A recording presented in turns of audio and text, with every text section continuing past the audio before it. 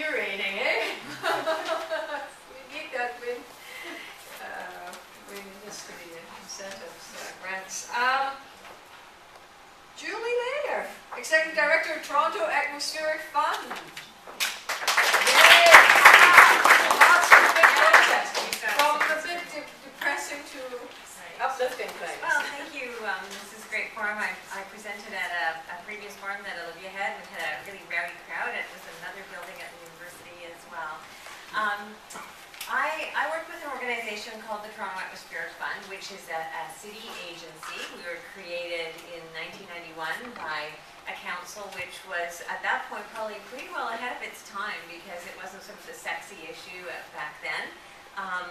And what we were mandated to do with an endowment that the city provided was to advance solutions to climate change and to air pollution problems in Toronto.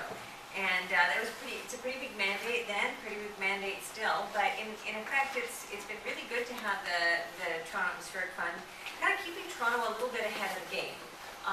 And we now see, I think you probably saw the front page of the newspaper with Mayor Miller on the front, off in Seoul, Korea, at a meeting called the C40, which is 40 major municipalities in the world who are actually starting to move in advance of, probably many of them in advance of their federal governments on the issue of climate change. And so what TAF does, have been doing for the past 18 years, and the game is changing a little bit, which is what I wanted to talk about, but our main mandate really is we provide grants to community organizations who come forward with innovative projects on climate change and clean air problems.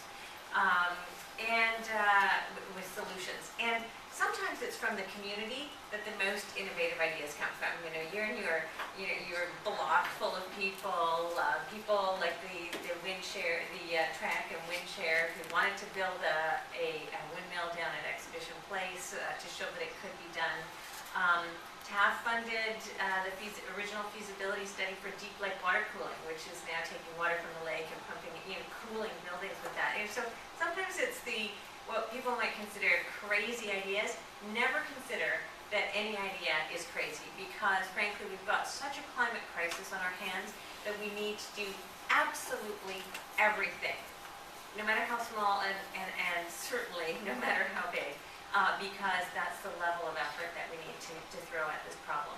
We also, more recently, through what our board decided to do, we had this $20 million endowment, and what we do is we put it in the bonds and stock markets, and we should be buying green bonds with it instead, we take the return on that investment and have been granting with it. But we also thought, well, some of the barriers to getting solutions in place is, as various of you have discussed, the financing. Where do you get the capital? Where do you actually, especially if it's sort of startup, and especially if it's an incremental cost, so the normal way of building an apartment building or building, putting in energy systems, you have to spend a bit more to be greener.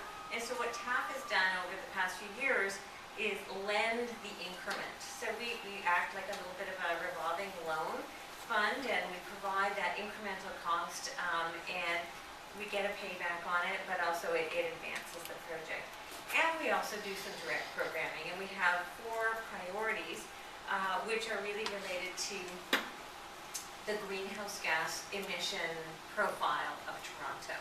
So we did an inventory, and to the point, you don't manage what you don't measure. It's really interesting. Toronto is one of the few municipalities that has taken on extremely ambitious greenhouse gas reduction targets.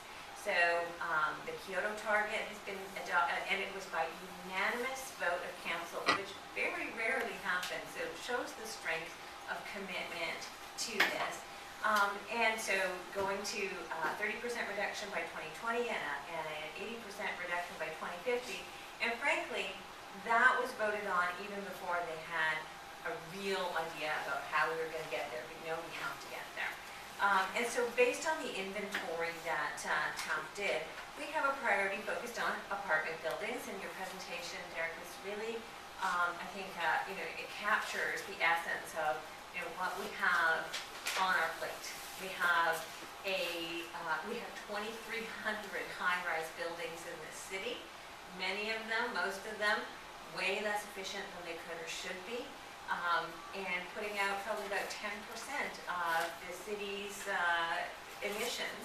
So there's no way that we're going to get to our targets without tackling that, without tackling it in the social housing sector, without tackling it in the private sector.